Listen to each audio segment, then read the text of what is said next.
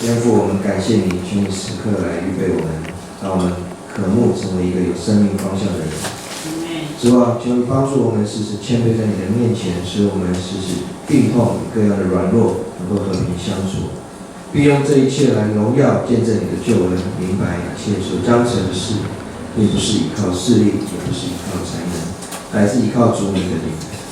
感谢你的带领，更感谢你怜悯保守。新的一年，求你能让我们的能力奉献更多，喜乐也更增多。当我们匮乏的时候，求主你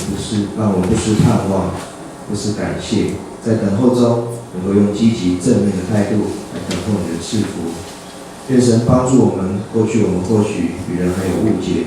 帮助我们，让我们有属灵的智慧和能力来顺服圣灵在我们心中的感动，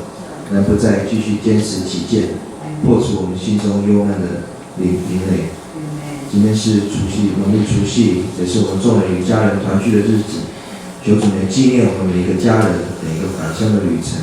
每个彼此愿意款待的爱心，若是有造成亏欠的，恳求主赦免我们，不叫我们遇见试探。早上求主顾念我们众人的需要，亲自教官牧师，借着牧师的口再次更新我们，让我们众人能够得着力量，学习体现你的心意，最后能带着满满的祝福与家人团聚。圣愿一切丰盛的国度、权柄、荣耀，全是主你的。以上祷告乃是奉主耶稣基督名求。接下来我们一同来读经，因为我们要查考的经节有两个地处哈，一个是但以理书1章8节8到21节，腓立比书的2章12到13节。我们先来看但以理书1章8节，我们一同来念好吗？这一月立志，不以王的债和王所赢的酒玷污自己，所以求太监长容他不玷污自己。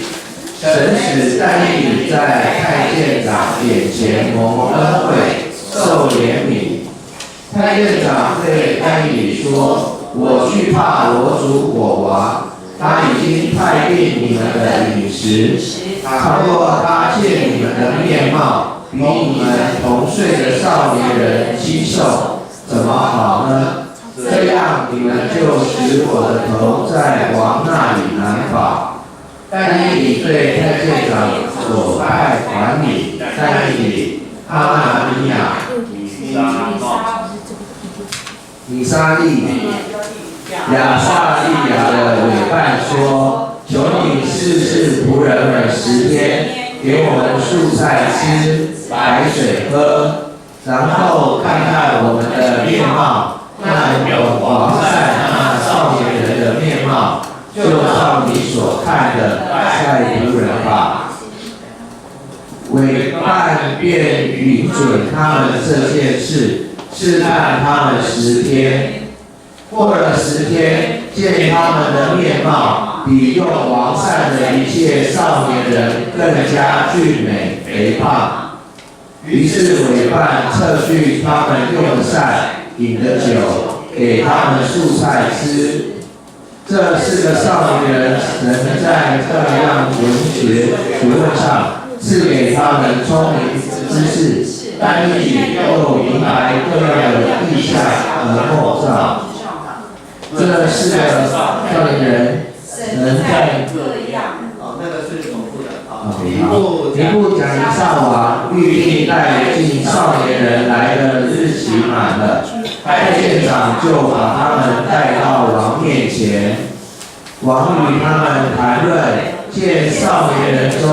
无一人能比但以理、哈拿尼亚、米沙利、亚撒利亚，所以留他们在王面前侍立。王拷问他们一切事，就见他们的智慧聪明，比通国的术士和用法术的胜过10倍。到古列王元年，但以理还在。我们现在来读腓立比书2章12节。这样看来，我亲爱的弟兄，你们既是常顺服，不但我在你们那里，就是如今不在你们那里，更是顺服的。就当恐惧战兢，做成你们得救的功夫，因为你们立志行事，都是求在你们心里运行，为要成就他的美意。感谢主，愿神祝福他这个话语。接下来我们请牧师来证告，小朋友要到主日学教室。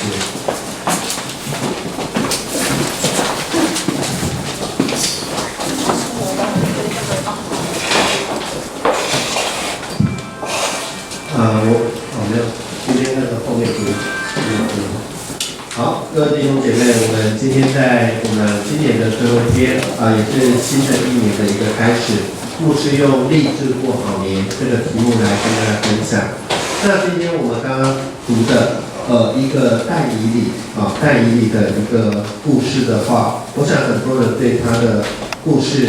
很熟悉。但我们今天用他的这一个故事来讲我们新年的一个励志新年的一个励志。我们相信过去的一年，在上帝恩典以及祝福保守之下，我们一切都平安。那在这一年的当中，或许我们有着很多的挑战，但我们在各样的事情，因着信心和决心，并且我们的主随时的帮助，让我们经历了这所有的一切。所以在今年新的开始的时候，我们再一次在神的面前说：主啊，我们要立志。立志什么呢？立志要依靠他的恩典，立志要依靠上帝的恩典，因为我们生命有全能的主来做我们的帮助，无论任何环境、任何境遇，我们一定能够经过，而且胜过。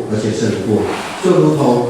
我们很熟的一个经文，在马太福音5章14到16节说：我们是世界的光，然后怎么样？光能点灯，不放在斗底下，是放在灯台上，照亮一家的人。那我们的光也照样这样行在人的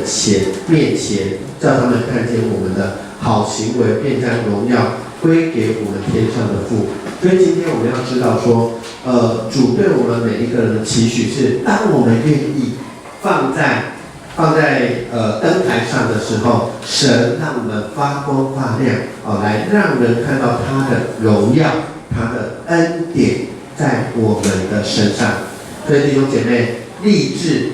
什么叫立志？立志就是定好目标以后，下定决心，无论遇到任何环境的变迁，无论遇到如何的境遇，我们全心全意完成这个目标。我们来完成这个目标。立志立志以后就是不管任何遇到任何的状况，我们愿意这样来做。所以今天但以理的故事可以来帮助我们思考什么呢？我们来看但以理这样一个人。但以理他刚出生的时候，你们认为他是如果你们对圣经的了解，他是怎么样的一个人？他是在贫穷家里面还是富贵人家的一个孩子？但以理呢，其实他是犹大的贵族，他本来荣华富贵本来是贵族，那犹大人很注重血统，但是呢，他出生在动荡不安、战争不断的环境里面，所以他年少的时候，我们看就像叙利亚或者很多的国家，在年少的时候，他就在这种战争不断的状况之下，他国破家亡，他被掳到巴比伦。我们面对这样愁苦环境的时候，你会不会不知道如何回应？我们来想想，我们可能在中年的时候遇到了中年的危机，遇到了金融的大海啸，遇到很多的困难。但是我们看看但以理也好，世界上很多的孩子也好，他们可能一出生的环境、一出生的状况，比我们曾经有过高峰，然后再往下，他们比我们更有资格来怨天尤人，所以我们可能会来怨叹说我们的环境不好，我们可能会说因此我们无法发挥专长，可能有人一直在高峰，跌倒以后就爬不起来，然后让自己的生命自甘堕落，这就是生命的当中没有了方向，没有了目标，遇到挫折困难就不知道如何走下去。其实这是非常可惜的。那有时候有一些的青少年青少年他们在听到一些见证包含在这里修会的时候，我有跟青少年讲说我信主的过程当中的时候，那有些青少年会问说，上帝比较爱我爱我啦为什么比较爱我？对啊，他让你经历了这些的很多的环境很多不好的环境，然后这样救你，像我都没有。你怎么没有？我从小都基督徒家庭然后呢，爸爸也很好，妈妈也很好，我都没有大风大浪然后我就生活的也很平顺功课什么各方面也都还 OK 哇，那这样还不好这样还不好吗？所以讲的意思说，在这个当中呢，有时候我们可能有很困难的环境上帝帮助我们，可是有的人他在很不错、很顺利的环境当中，他也可能一样，他没有人生的一个目标，所以但以理的故事和今天我们从这里要来看的是说，他在这样的环境的当中，他很有资格去埋怨怨天尤人，但是他却立志要依靠上帝的恩典，用坚定的信心来走出他人生的道路。所以弟兄姐妹，环境的艰难顺利是好是坏，会不会影响我们走人生路？会，但是不是绝对性的影响？除了生命的掌握权不在我们之外，除了生命之外，其实其他的我们都能够依靠上帝，并且在我们的手中来实现。昨天发生了美浓大地震那6.4级，当然跟921比起来，大概差了23倍因为昨天的能量大概是2颗原子弹在921的时候是46颗但是因为地质的关系以至于虽然震央在美浓但是台南受到了很大的一个伤害因为牧师读神学院的时候，4年大学3年研究所都在台南中间我爸爸生病，我还休学1年，所以我在那住了8年的当中。而且921的时候，我们台南神学院那时候是全校动员，停课1个半月，台南市所有的教会集结起来这样神学院就成为一个指挥中心，然后每天派遣车辆台南市的这些教会的福音车都集中起来然后一车一车把学生和物资带过去然后不停的在那边轮班再去协助。所以这次看到这个大地震的时候，看到很多的场景都很熟悉包含东区的大智市场，因为神学院就在东区包含永大路，以前师母刚开始毕业的时候有在音乐教室上过课，就隔一条街，一样有大路，但是它是段数不同在隔壁而已。所以看到这样的状况的时候，我要讲的是，环境有这种不可预期的状况，这或许是我们不能掌握的，但我们能够是说用怎么样的态度和想法去面对。我们来看一下但以理其实呢，他从年少被巴比伦俘虏之后，他还经过了马代以及波斯三个朝代，然后他服侍的王有谁？尼布甲尼撒、伯沙撒、大利乌王，还有古列王。然后这些皇帝竟然都很相信他，但是他是一个外邦人他是一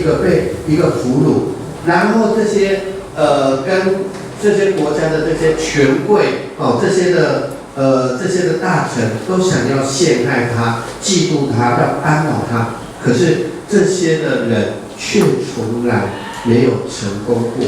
为什么但以理？我们可以想象，在新的一年，我们把它遇到了这些困难，就像新的一年，我们可能会遇到很多挫折困难。那到底但以理有怎么样的一个诀窍或一个窍门，能够胜这些呢？很重要的当中，就是一个属灵的原则，就是但以理他会尊重上帝，尊重上帝的人，上帝必尊荣他。尊重上帝的人，上帝必尊荣他；爱上帝的人，上帝必爱他。这是一个受祝福的属灵原则。那当我们愿意这样做的时候，我们就能够有一个蒙福的人生。所以，尊重上帝的人，爱上帝的人，再把它简化一点，其实就是4个字：我们要在我们的生命的当中，尊主为大，尊主为大，就是我们今年一个很重要的，就是尊主为大。刚刚我们所读的但以理书里面，从刚刚开始，我们从第8节开始读，可是从第1到第3节，巴比伦那时候但以理书1到3节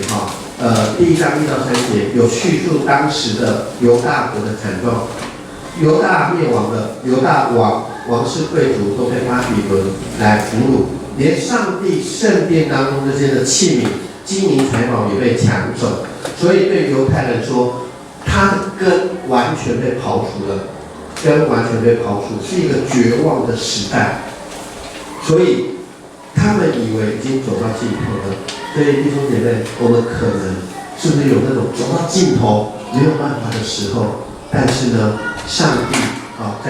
是为我们开一扇窗、一扇门的上帝。所以环境不好的时候，但以理决定要尊主为大，尊主为大。所以但以理呢，我们看到就是他开始进入到这个刚刚讲的这个太监长就到皇宫里面要去服侍这个国王的时候呢，他开始怎么样不让大环境影响他的心情，他就预备好，因为要挑选嘛好，那个我记得在当兵的时候，我们这里有几个弟兄我想之前都当过兵。当兵在新训中心的时候，以前当过兵的人都会去当兵的时候都会提醒我们，告诉你去当兵不要在前面，也不要在后面，也不要出风头。所以那时候有句话叫什么？不打情，不打奶，专打不长眼。大概有这个样子。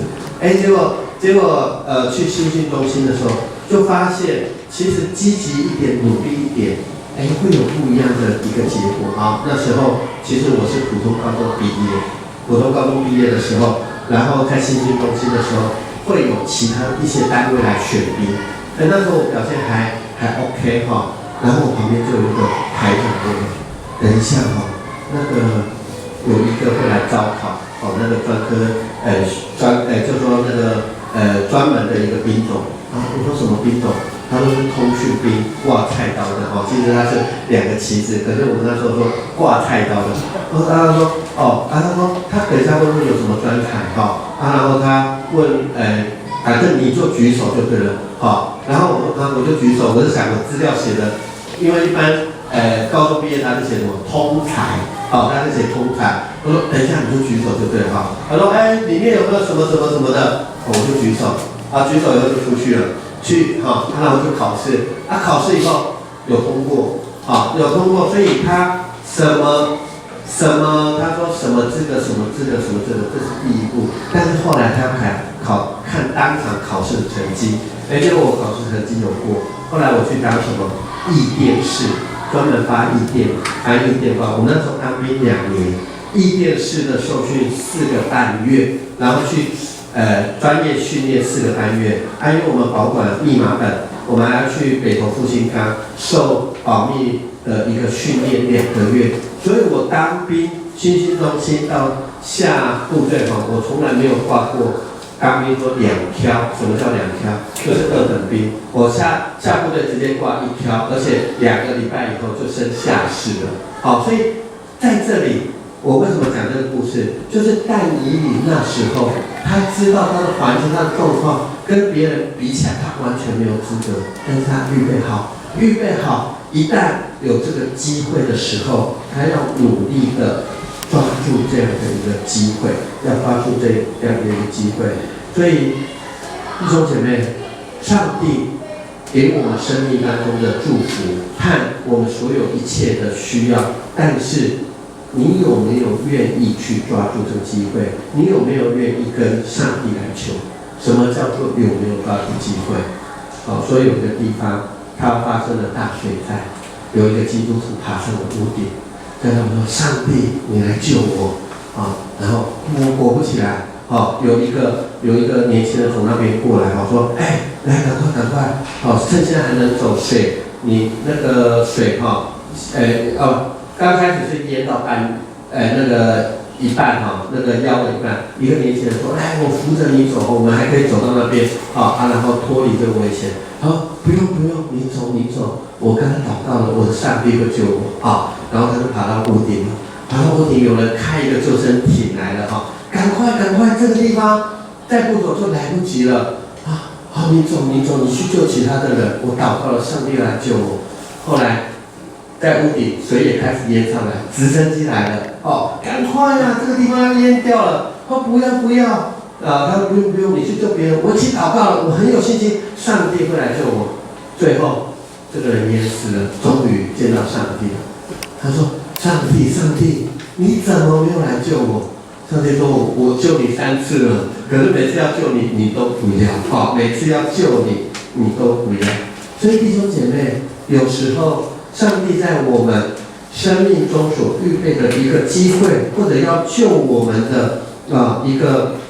一个机会的时候，如果我们没有一个属灵的眼光，我们没有明白他的心意，有时候我们会不知道。上帝已经出手了，我们都不知道。但你又如何听见、知道上帝的声音？上次牧师有举过例子了。今天如果有人打电话给我，我可能一听，洪恩哥你打我，为什么？这个声音是熟悉的，常常在讲电话的。那今天有没有常常跟上帝打电话？有时候上帝打电话跟你讲话的声音你不认得的时候，你可能就错失这样的一个机会。牧师讲的好像就说，我们只要预备好我们的心，我们知道上帝的声音，然后抓住他给我们的机会，我们就会成功吗？基本上这个是一个先决的条件。但是我们看到但以理里面，我们立志要走上帝恩典的道路，立志今年要更多服侍上帝，或今年生命一切要上帝掌管的时候，我们也会遇到严厉的诱惑、试炼和挑战。今天我们看到经文里面，尼布甲尼撒王、巴比伦王统治了那么多、征服了那么多地方以后，他开始非常的高傲。他要这些服侍他的人，每一个看起来也非常的俊美。所以呢，他说什么？这一些服侍我的人都要给他最好的饮食最好的饮食，然后不是普通人吃得到的。可是这些的东西在当时都拜过偶像，就是已经拜过那些巴比伦王他们信的这些神。所以但以理在第八节这边我们看到他一开始说他立志要尊主为大，所以他他不吃这些东西1章8节说，但以理立志不以王的善和王所赢的酒玷污自己，所以他说我也不要吃这个，我也不要吃这个好，一个人我们来想想一个人他面对诱惑的时候，他是知道自己要什么比较容易抵挡，还是不知道自己要什么比较容易抵挡？一定是知道自己要什么，因为你已经有个目标，你就不会被牵着走。所以新的一年立志，像但以理他立志，我知道我是信上帝的，我知道如何做是上帝喜悦的，以至于他就把自己和这些的诱惑就画一条线。如果我举一个例子那个台湾有一种行业的人赚钱很容易，就是这些影视人员，他可能一下子可以做一场秀几十万、几百万都有。可是我们却有时候看到有些演艺人员他们在50岁、60岁的时候我就看到好像生活得很不好。我们就看到一件事情，他们很多钱的时候会怎么样？很多人来找他，你要不要开餐厅？你要不要做什么？你要不要做什么？我们就看到这些演艺人员，很多餐厅一间开过一间，然后一间倒了又倒一间，所以他们不知道自己要什么，他们要的可能是最后的结果，我需要更多的钱，但是钱不是目标。我说的意思就是说，可能最后累积的是钱没有错，但是他不知道到底在这个过程的当中，他要聚焦在怎么样的一个专业或怎样的一个领域的上面。所以弟兄姐妹，我们如果已经毫不犹豫选择这个信仰是我们一生要坚守的，那其实事情就简单多了。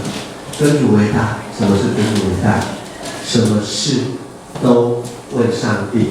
哇，好麻烦哦！上厕所问上帝吗？吃饭问上帝吗？当然不是。这个上帝给我们有智慧去处理、去解决，而是你每一次你知道难以选择、难以抉择，或者你知道你心里一个很大的声音告诉你赶快，就是这个样子的时候，可能我们就要问上帝。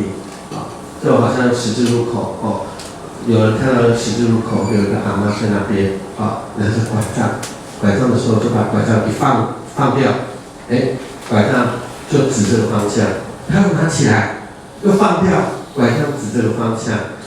然后这样指了，到了第6次第5次、第6次他才拿起来，然后往那个方向走。有人很好奇问这阿嬷说：“阿嬷你在干嘛？你看到这个拐杖在干嘛？”我在看看问上帝，今天我要去家乐福、去 Costco 还是去大润发、去哪一个、去全联哪一个卖场然后最后上帝告诉我去全联因为离家里比较近。他说那你怎么知道是第6次呢？他说我不知道是第6次我知道上帝要叫我去全联，可是这个拐杖不听话一直不指向那个方向到了第6次才指到那个方向。我要讲的意思就是说，我们今天是真的像我刚刚说的，毫不犹豫的坚守信仰，知道信仰的线在哪里，还是我们的生命生活当中，我们不要100%遵守，我们只需要我们想要的，要上帝来背书，要上帝来背书，然后说上帝你背书了，你负责。可是上帝要的不是我们这种七零八落的人生，不是这种只要礼物不要引导的人生。上帝要我们的是全心能够照顾他的人生，而他就完全的为我们的人生来负责。所以幸福的人生掌握在我们的手里，但是掌握在我们的手里的意思就是我们愿不愿意将我们的一生来交给最有保障的上帝，最有保障的上帝。所以新的一年，我相信大家在事业、在家庭、在服事上有很多可能不同的想法。希望在新的一年当中，每一个人能够活得更加的美好，更加的丰盛，更加的蒙福，更加的有价值，更加的有意义。因为这是上帝要给我们，也希望我们来经过的。好，那最后牧师就用今天的那个第2段的那个经文就是腓立比书刚刚所念的2章这里来做一个结论我们看腓立比书12节到13节说。这样看来，我亲爱的弟兄姐妹，你们既是常受苦的，不但我在你们那里，就是我如今不在你们那里，更是受苦的，就当恐惧战兢，成为你们得救的功夫，因为你们立志行善、立志行事，都是上帝在你们心里运行，为要成就他的美意。在这一段来当做结论，就是既然我们走上了这条蒙恩之路，奔跑天路，我们就顺服在上帝为我们所预备前面的道路。真的成为我们得救的关键，是不是就在我们在凡事上来依靠他，好，来依靠他。我们要知道，当我们立志行事的时候，神就在我们心里运行，要在我们身上成就他的美意。我们同心来祷告。爱我们的父神上帝，我们看到今天的经文的当中，但以理不看环境的好坏，他不看是不是眼前这个王的权势，或者他能够得到多少的利益，他唯一所做的事情就是注目在你的身上，因为他知道所有的一切从你而来，你掌管着一切的万有。在新的一年，我们相信在我们的生活的当中，有你的恩典，有你的赐福。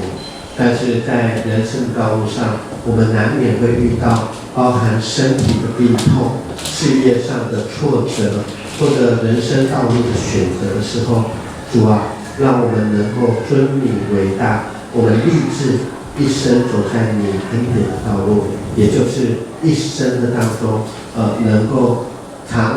能够无时无刻的来体贴，来明白你的心意。求在这新的一年当中，赐福每一个家庭，每一个弟兄姐妹，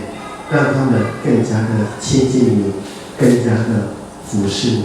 更加的顺服你。在这个世上能够看到你为他们所预备那生命当中美好果实。谢谢你，祷告奉耶稣基督圣名，阿门。